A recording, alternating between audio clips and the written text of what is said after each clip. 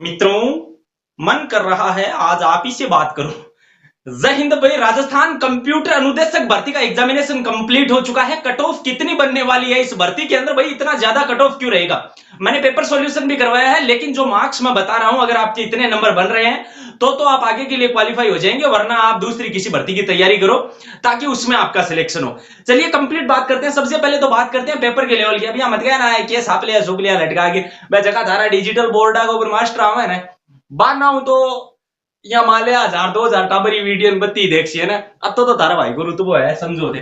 Cut off क्या रहेगा इसमें भाई? इतना ज्यादा कट ऑफ क्यों रहेगा? पेपर का लेवल कैसा था पहले तो मैं ये बता देता हूं भाई। पेपर का लेवल कैसा था आज वाले यदि मैं पेपर की बात करूं ना, तो ये मान लेना कि मॉडरेट टू हार्ड पेपर का लेवल था, ठीक है ना। इजी तो पेपर का लेवल आप कह नहीं सकते, मॉडरेट बोल सकते हो कि भाई यहाँ 60-40 का अनुपात रह सकता है।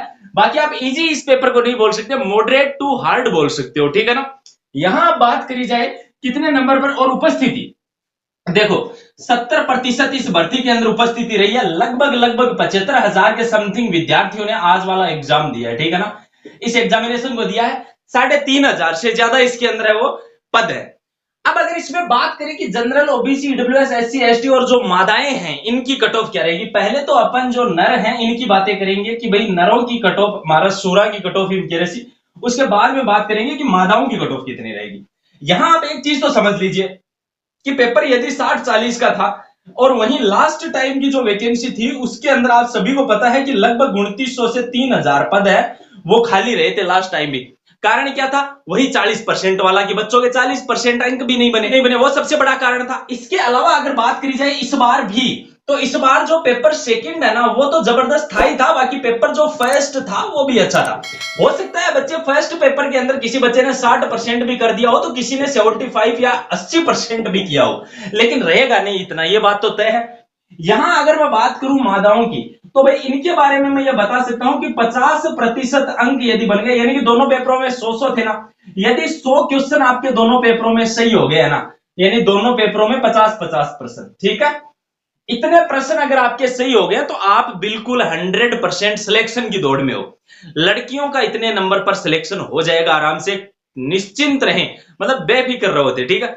यही बात करी जाए अब सूरा की, नरों की बात करी जाए तो इनकी मैं बता देता हूं कि भाई साहब देखो, लड़कों के अंदर जनरल, ओबीसी, ईडब्ल्यूएस कंपटीशन ही कंपटीशन है।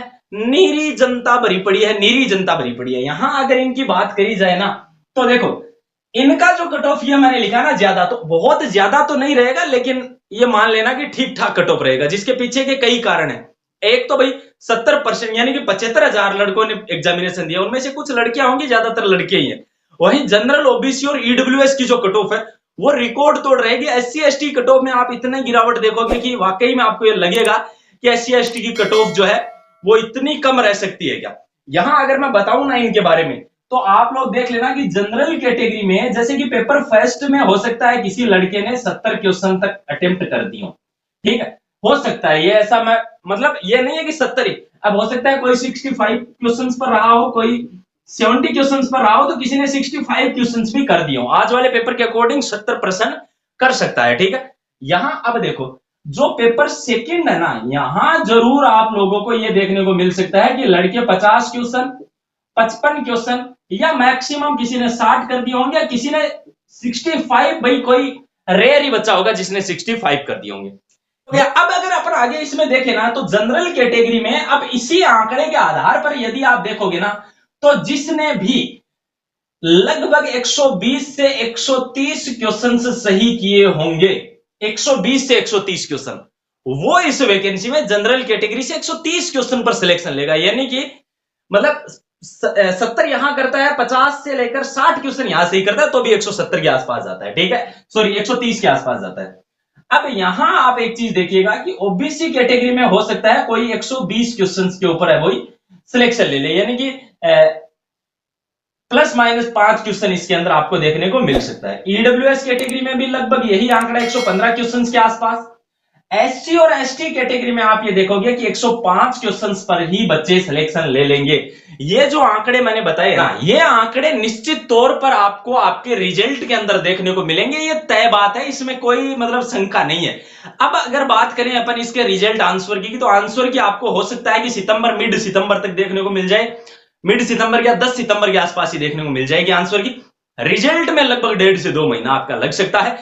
चैनल को सब्सक्राइब कर लेना सभी के सभी, क्योंकि इस भर्ती की टोटल अपडेट इसी चैनल पर मिलती रहेंगी। वीडियो को सबके पास शेयर जरूर करना। जय हिंद, जय भारत।